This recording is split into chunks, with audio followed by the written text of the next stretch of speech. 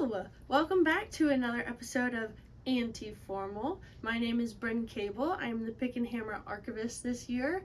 And today on the show we have a very special guest, John Smith, this year's president. Welcome to the show, John. Glad to be here. Yeah. So what are some current events? You have anything you want to announce? Well, coming up, we've got our first few outreach opportunities coming up. We have geologist office hours with Dr. Molly Junker with the Oklahoma Geological Survey.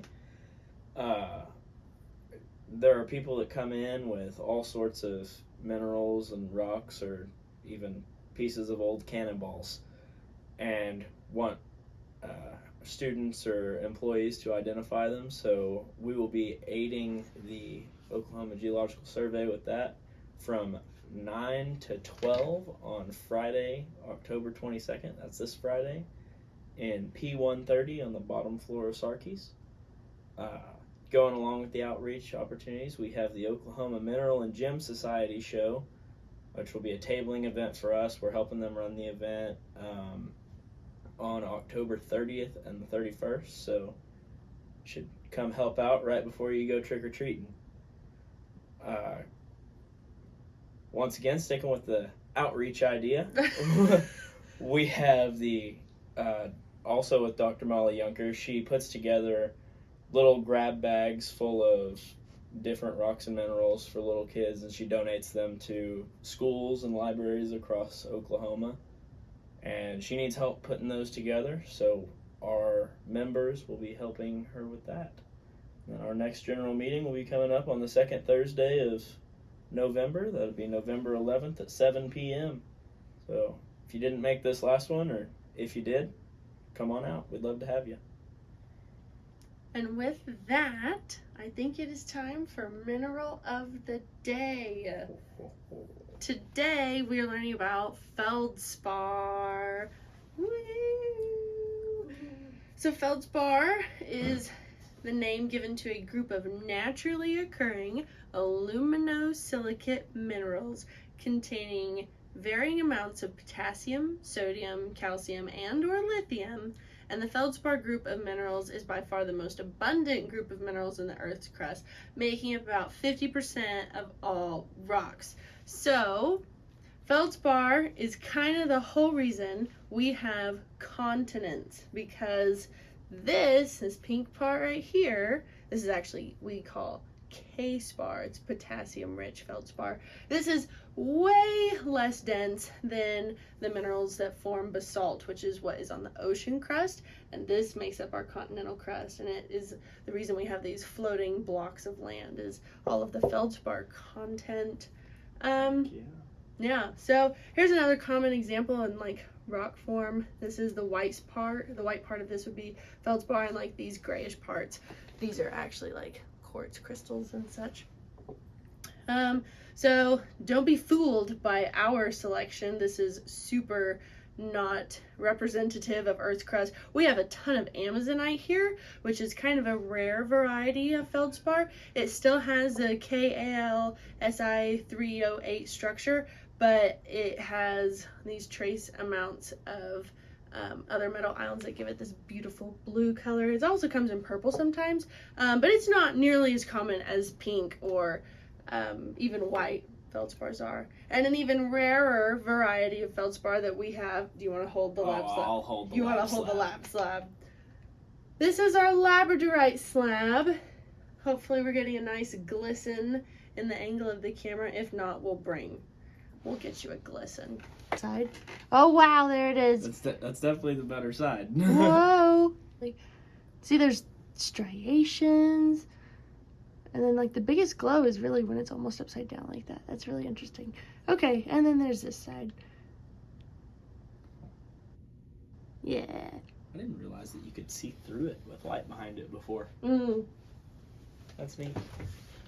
So feldspars, in the world of feldspars, geologists like to use this handy-dandy triangle to talk about what's in them. So they can have calcium or potassium or sodium and Microcline, that's what we have in our Amazonite. It's a form of microcline. And then labradorite is down here in the plagioclase feldspar line. So it's all the way down here. And this is how we talk about them. And if you've ever seen a sunstone, that's just bitonite right down here. Yep. So there's our lovely mineral of the day. Ta-da! Wonderful. Wonderful job. Wonderful job. All right. All right. So, some of you may know. Some of you may not know. John and I have been in this club for 4 years now. We're basically royalty. Oh my gosh. We really want to tell you exactly what Pick and Hammer is, why we spent 4 years in it, and why you should join too. Oh, yeah. So, first and foremost, we are an outreach club. Always. As you can tell by the list of events, outreach reigns. Outreach reigns. So we do have the school visits, the Genius Boxes, tours where we have kids come over here. This podcast even. I mean, we're trying to educate y'all, show you some cool minerals, you know? Trying to get y'all that edumacation. Yeah. But we are also a social club, and before we had the pandemic happen, we used to do social events like movie nights and eat and meets where we would buy lunch, buy pizza, something quick, and then invite professors in to talk about their research and give a little presentation. And then if they were seeking undergrads to help them with their research, the undergrads in our club would be a way to start that connection. And then we do camping trips as well. So I like to be kind of outdoorsy. We've also gone on digs in the past. That's true. Taking people up to the salt plains. Yes.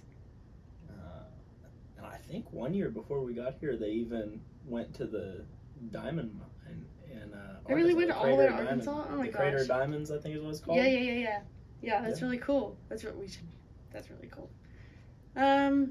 So John and I met on we met right before the trip to Tucson. Yeah, getting in the vans. Getting in the vans for the trips to Tucson, our freshman year.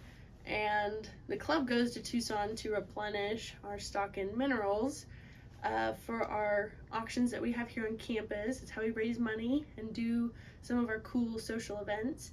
But we also go out there to connect and make networking opportunities. We had 1 year, Pete got the intern opportunity from those people from Ireland. Oh, Peter. So we network with other geology groups out there. Some of the vendors even find out that we are a student-led outreach club, and then they make donations, and we are so thankful for those people especially. So. Oh, yeah. What are some things that have changed in the club over time through Pick and Hammer in our 4 years? Things that have changed. Well, we have a podcast because we weren't allowed to meet in person for 1.5 years. That is right.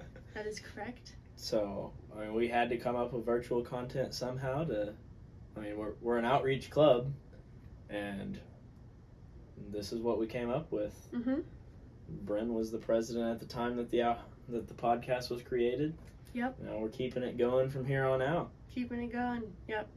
We really are loyal to this club. I mean, dynamic duo we are. But yeah, last year was crazy. I am glad that we had to create so much virtual content because I think it pushed the club in a way that there was never a reason to be pushed like that before. And we are able to expand our audience through the virtual stuff. So I do think it's important, and I'm glad. I think it's a cool thing to do, too. I come on here and get to learn about minerals. I'm not a geologist. I'm not a mineralogist. So sometimes you come up here and you say stuff, I'm like, I didn't know that. That's pretty neat. Minerals are amazing. I don't know. I think you have a pretty decent mineral knowledge. You've been to Tucson Gem and Mineral Show 3 times now. I've been. I've learned. Not quite there yet. Well, putting gems and minerals aside, what are some goals that you have for the club this semester? Oh, we're getting this outreach train rolling again. Oh, yeah? I know that's the theme this video. It's definitely not Feldspars. But, yeah, I mean, with outreach during COVID, we weren't allowed to do a whole lot. And so we had the podcast and we did some virtual field trips and tried to do as much as we can. But I think everybody's itching to get back out there and actually impact some kids' lives again. So that's what we're trying to get rolling. So if anybody that watches this has any plans on wanting to do some earth science with their students, if you're a teacher, if you're a kid and you want to see us come out there, absolutely, shoot us your teacher's email and we'll see what we can do to get it set up. pickandhammer.ou@gmail.com.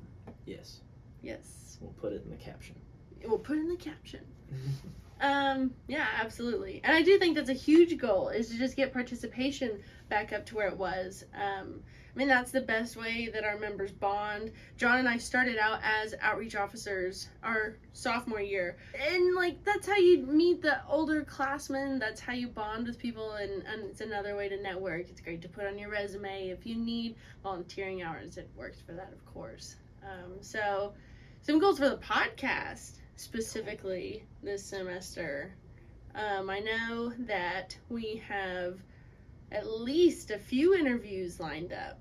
One is with somebody who works with National Geographic, and another is Kansu, who is a microgeobiologist PhD candidate here at OU, and I know she is very eager to share her research, so we're really excited to have those people on soon. And also, Gail, one of our club advisors, has hinted that we might get some mini interviews with some of the professors around the department, just kind of introducing who they are and what they're interested in and why they're here teaching and what they're researching. So I think that could be really good. And then Molly Junker, too, right? Yes. Molly has talked about possibly coming in here and talking about what she does. So if we can get that set up, we definitely will. Awesome. Also, the main lab man downstairs with Petroleum Engineering Labs has said that after Rock Props finishes up and he gets the lab cleaned up a little bit, he would be very excited to help us out and do some tours of the Petroleum Engineering Labs, which, I mean, I know that we're one of the only colleges that has a nuclear magnetic resonance machine, and we have multiple, so, you know, not to brag. Not to flex, but okay. Very nice. I know, John, that you have some professional experience yourself.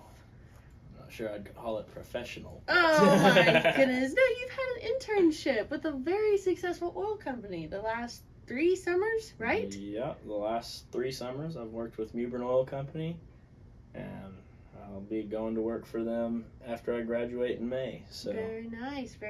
How did you get that connection? Well, actually, kind of lucked into it, if I'm being honest. Oh, yeah? I got an email from the Director of Student Relations, I believe is her title, Francie Freeman, upstairs on the 12th floor, said, hey, you should apply for this scholarship. So it was called the Mewbourne Leadership Scholarship. And I got up there and I interviewed for it and ended up getting the scholarship. And then the career fair rolled around and I said, well, I didn't see Mewbourne Oil Company at the career fair.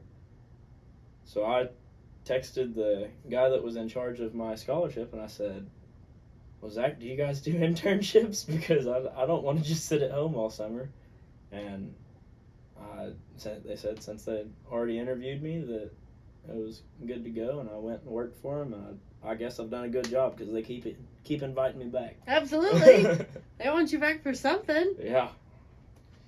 That's awesome. It's really neat. What were your expectations of going to work before you actually had your first internship? Like, what were you expecting? So I actually had no idea of what to expect going in.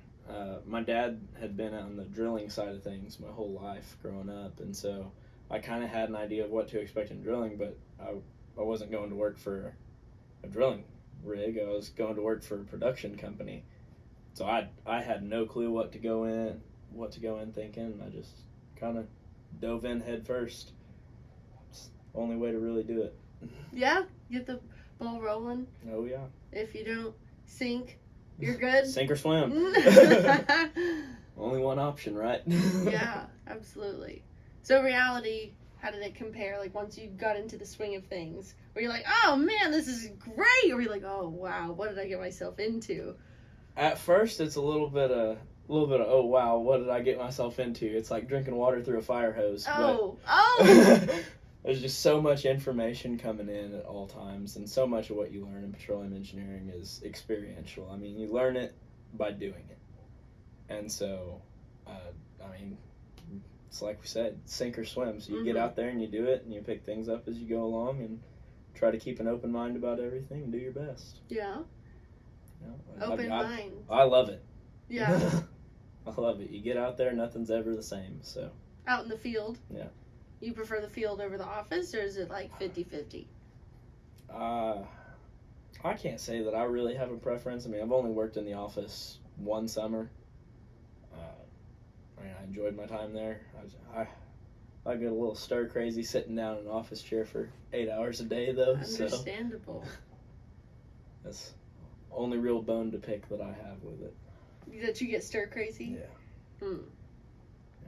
Well, so which year did you work in the office? Was it like, did they start you out that year, or was that like your upgrade? No, that was my upgrade, if you put it that way. But I started out in the field in Woodward, Oklahoma, and I was pumping wells down, I won't even say down, just in northwestern Oklahoma in general. Then I moved to Perryton, Texas, which is just about another hour and a half west. If you don't know where Perryton, Texas is, that's because it's Perryton, Texas. There's not really a whole lot around. Actually, the closest Walmart was an hour drive one way. Is this where you had to go to Kansas? Yeah. No. Oh yeah. My gosh. Yeah, I was in Perryton, Texas, and the closest Walmart was in Liberal, Kansas. Liberal, Kansas. So I had to drive through the Oklahoma Panhandle. Wow. To get to the closest Walmart. It was. Wow. Wow. Yeah. Okay. Talk about being in the middle of nowhere. No joke. But it was a blast. I mean, there's great people. That's really all there is to it. That's been the one common thing through all of my internships with Mewbourne is you never meet somebody that you're just like, man, I don't think I'd like to talk to that dude again. It's always great people that you're interacting with. So. Very good. That is the number one thing in the work environments. That is very good. Yeah. Good working culture. And then, then this last summer I was in Tyler, Texas in the reservoir office. Mm-hmm. And you talk about different than being in the field. You go from coming home soaked in paraffin and oil and all sorts of other, who knows what came out of that well, to going to work in polo and slacks every day. I didn't know how to feel about it to start, but it ended up being a really good summer. I got to learn a lot about the softwares that we use. I actually got to work with a geologist for the first time. Very nice. I actually worked with him a lot. Yeah. How did he compare to the geologist around campus? Well, it's really interesting with the geologists out in the field because it seems like they work with their area. Mm-hmm. And they just get to know that area really, really well. I mean, they'll pull up a cross section that they made 2 years ago and tell you there's porosity and resistivity off the chart. They can pick all the tops on all the formations. Wow. From across the room. It's like, dude, I can't read that and I'm right next to it. Yeah. But they just know it by heart, and it's really, really cool to see people that are that passionate about what they do. That's really awesome. That's really awesome. What are your expectations going forward? Because you said you do have a job, you're going to be working for them. So as a full-time employee and not just an intern, what are your expectations now? Well, I mean, I guess as a full-time employee, I'll have the actual responsibility. I guess as an intern, you do stuff, and I mean, it's you still have responsibility. You still have to show up for work and all that and do your job well, but I don't know, you've always got that person above you to sit there and bounce ideas off of. And so as you're doing stuff as a full-time employee, I guess you are that man that people are, you are that guy, that person. And so I'm kind of expecting to have a little more responsibility, but I mean, with more responsibility you also get more freedom to kind of do what needs to be done. And if that's, I don't even know. I really don't know. I feel like I'm still drinking water through a fire hose sometimes. I just got to get out there and do it, and I'll put my head down and work as hard as I can, and we'll get after it. That's a great way to have it. That's it. Yep, that's it. That's all we got. And that's all, folks. That's all. Thank you for watching another episode of Antiformal. We hope to be back soon with more geo topics.